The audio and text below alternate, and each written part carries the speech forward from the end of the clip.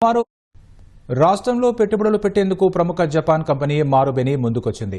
Future సిటీలో 600 ఎకరాల్లో సుమారు 1000 కోట్ల రూపాయల ప్రారంభ పెట్టుబడితో ఇండస్ట్రియల్ పార్కును ఏర్పాటు చేసేందుకు సంసిద్ధత వ్యక్తం చేసింది. ఇండస్ట్రియల్ పార్కు ఏర్పాటుతో జపాన్తో పాటు వివిధ దేశాల కంపెనీల ద్వారా దాదాపు 5,000 కోట్ల రూపాయల పెట్టుబడులు రావచ్చని అంచనా. ఫ్యూచర్ సిటీలో మొదటి ఇండస్ట్రియల్ పార్కు ఏర్పాటు చేసేందుకు మారుబెని కంపెనీ ముందుకు రావడం సంతోషకరమన్న సీఎం రేవంత్ రెడ్డి దీనివల్ల సుమారు 30,000 ఉద్యోగాలు వస్తాయని వెల్లడించారు. అటు సోనీ అనుబంధ యానిమేషన్ కంపెనీ క్రంచై రోల్తోనూ సీఎం బృందం చర్చలు జరిపింది. సీఎం రేవంత్ రెడ్డి బృందం జపాన్ పర్యటనలో తొలి రోజునే కీలకమైన పెట్టుబడుల ఒప్పందం కుదిరింది. జపాన్కు చెందిన వ్యాపార దిగ్గజం మారుబెని కంపెనీ రాష్ట్రంలో పెట్టుబడులకు ముందుకొచ్చింది. హైదరాబాద్ ఫ్యూచర్ సిటీలో నెక్స్ట్ జనరేషన్ ఇండస్ట్రియల్ పార్క్ ఏర్పాటు చేసేందుకు మారుబెని కంపెనీ సంసిద్ధత తెలిపింది.